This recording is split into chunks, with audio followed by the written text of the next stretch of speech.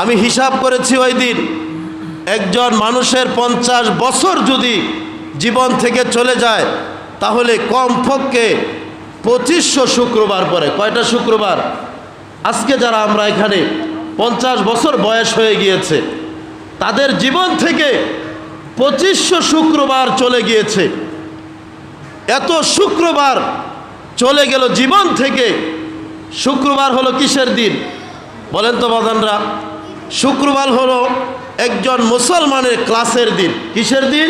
Class. প্রত্যেক মুসলমান কি ছাত্র? কোথায় এসেছে? দুনিয়াতে এসে পড়াশোনা আল্লাহ তাআলা কি করেছেন? রুটিন দিয়ে দিয়েছেন, সাবজেক্ট দিয়ে দিয়েছেন, একটা ক্যাটালগ তৈরি করে দিয়েছেন।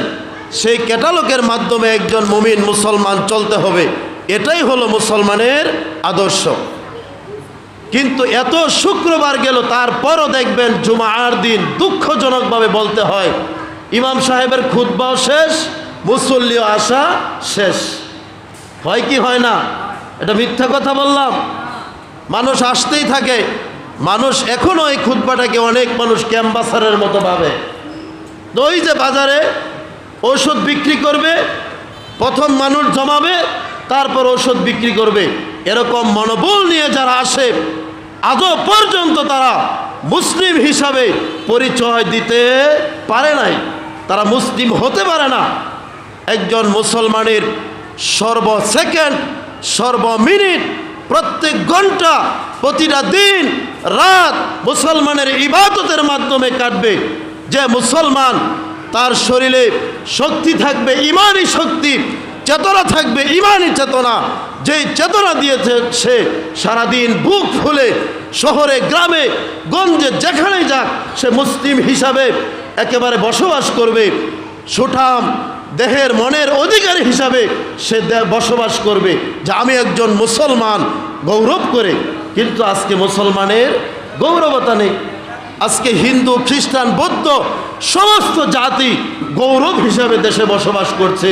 মুসলমান নিচু হয়ে মাথা দিয়ে চলছে। কারণ একটাই, কোরআনের জ্ঞান নেই। এই যে বললাম মানুষ কেন ঘোরাফেরা করে, কোরআন হাদিস আর আলোচনা থাকার পরও, কোরআন হাদিসের আলোচনা চলাকালেও কেন মানুষ ঘোরাফেরা করে, এটার একটা কারণ তার জ্ঞান নেই। কি নেই? জ্ঞান নেই। যদি তার জ্ঞান থাকতো, অতটুকু জ্ঞান যদি থাকতো, তাহলে সে অবশ্যই এসে বসে আলোচনা শুনত। সম্মানিত হাজিরিন, যে আয়াতটা তেলাওয়াত করেছিলাম ওই আয়াত সম্পর্কে কিছু কথা বলবো। এর পূর্বে আমরা মুসলিম ভাই হিসাবে কিছু কথা সংশোধন করে নিলাম। ঠিক আছে না? আমরা এখন কি পরিস্থিতিটা সেটা সংশোধন করে নিলাম। এর পূর্বে আর দু একটি কথা বলবো।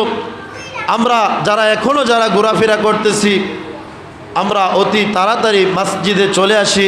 কোরআন ও হাদিসের আলোচনা হচ্ছে, এটা আমরা মনোযোগ দিয়ে শুনে আমরা শুধু শুনবো না, এটাকে কি করব?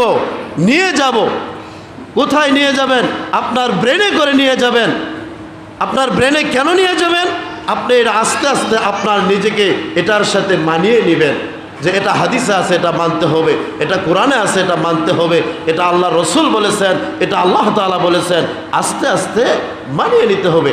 সম্মানিত হাজিরিন, যে আয়াতটা তেলাওয়াত করেছিলাম সূরাতুল বাকারা, সূরাতুল বাকারাতে আল্লাহ তাআলা অত্র আয়াতে বলতেছেন ওয়ালা নাবলুওয়ান্নাকুম বিশাইইম মিনাল খাউফি ওয়াল জু' ওয়া নাকসিম মিনাল আমওয়ালি ওয়াল আনফুসি ওয়াস সামারাত ওয়াবাশশিরিস সাবিরিন। আল্লাহ তাআলা বলতেছেন তোমাকে আমি পরীক্ষা করব। কি করবেন? আল্লাহ তাআলা কি বলতেছেন? হে বান্দারা শুনে রাখো, তোমাদেরকে আমি কি করব? পরীক্ষা করব। এখন দেখেনছে আপনার আমার সকাল থেকে সন্ধ্যা পর্যন্ত পরীক্ষার শেষ আছে।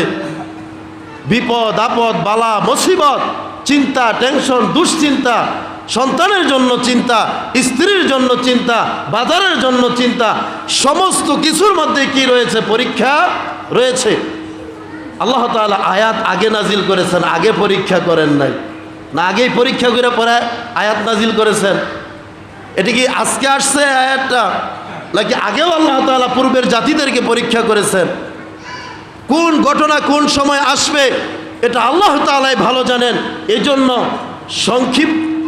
এজন্য আল্লাহ তাআলা সমস্ত কিছু ক্যাটালগ তৈরি করেই তারপর দুনিয়াতে পাঠিয়েছেন, যাতে মুসলমানের মধ্যে কোনো সমস্যা না হয়, মুসলমান যাতে অগ্রিম জানতে পারে যে সামনে কি হবে, কি করলে কি হবে।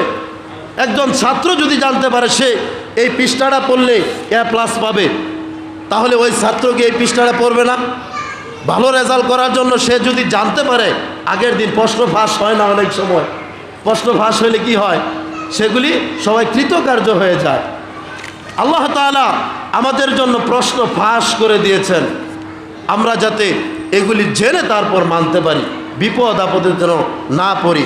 এজন্য সম্মানিত হাজিরিন, যে আয়াতটা তেলাওয়াত করেছে আল্লাহ তাআলা বলতেছেন, তোমাদেরকে আমি খোদা দিয়ে কিছুটা খোদা দিয়ে, বিপদ আপদ দিয়ে, বালা মুসিবত দিয়ে তোমাদেরকে আমি পরীক্ষা করব। যদি তোমরা সমস্ত পরীক্ষার জন্য সবুর করতে পারো তাহলে তোমরা কৃতকার্য হয়ে গেলে। যদি আমরা সমস্ত পরীক্ষায় যদি আমরা কি করতে পারি, ধৈর্য ধারণ করতে পারি। সন্তান নিয়ে গিয়েছে, শিশু সন্তান, ধৈর্য ধারণ করতে হবে। বাবাকে আল্লাহ তাআলা নিয়ে নিয়েছে, ধৈর্য ধারণ করতে হবে। মাকে আল্লাহ তাআলা নিয়ে নিয়েছে, ধৈর্য ধারণ করতে হবে। প্রত্যেকটা কাজে মুমিন মুসলমানের জন্য ধৈর্য ধারণ করতেই হবে। যদি আমরা ধৈর্য ধারণ করতে পারি, আল্লাহ তাআলা সুসংবাদ দিচ্ছেন।